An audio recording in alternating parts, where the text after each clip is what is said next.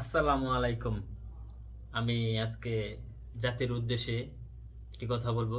কথাটি হলো যে আমরা যে মুসলিম জাতি আছি, সে মুসলিম জাতি এবং মুসলিম উম্মার উদ্দেশ্যে কথাটি আমি বলতেছি। কথাটি হলো আমরা আজকে বছরের শেষ দিন এখন। তো এই যে আজকে রাত্রে 12টা বের হলেই বছরের শেষ দিন। সেই উদ্দেশ্যে আমি মুসলিম উম্মাকে একটাই আদেশ দিতে চাই।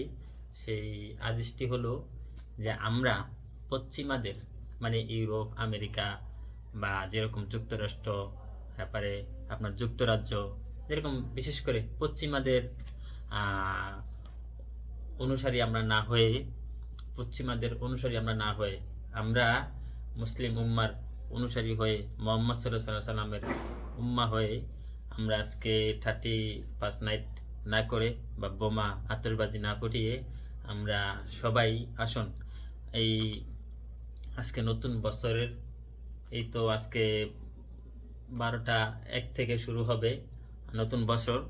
তো আমাদের যেই পিছনে 2024 সাল চলে গেছেন, তো সেই 24 সালে আমরা তো অনেক কিছুই দেখলাম।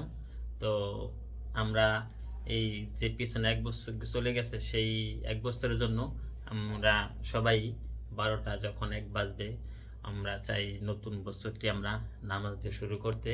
এবং সবাই আমরা প্রত্যেক মুসলমানের ঘরে ঘরে আমরা উজু করে জায়নামাজ নিয়ে, যারা বিবাহিত আছেন আপনি আপনার স্ত্রীকে নিয়ে নামাজ পড়বেন, এবং যদি সন্তান বুঝদান থাকে সেই সন্তানকে নিয়ে একসাথে নামাজ পড়বেন। 2 রাকাত নফল নামাজ পড়ে আল্লাহকে দোয়া করবেন, আল্লাহ আমি আমার জিন্দেগিতে যে গত 2024 সাল আমরা যদি আপনাদের ঘরে যদি কেউ বুঝদান সন্তান থাকে, বা আমরা চাই সবাইকে ফ্যামিলির সবাইকে নিয়ে আমরা জায়নামাজে দাঁড়িয়ে আল্লাহর কাছে 2 রাকাত নফল নামাজ পড়ে কাঁদবো, আল্লাহ যে 2024 সাল আমাদের জীবন থেকে চলে গেল এবং একটা বছর আমার জিন্দিগি থেকে এবং হায়াত থেকে কাটা পড়লো, সেই উসিলায় আপনি আমাকে ক্ষমা করে দিন।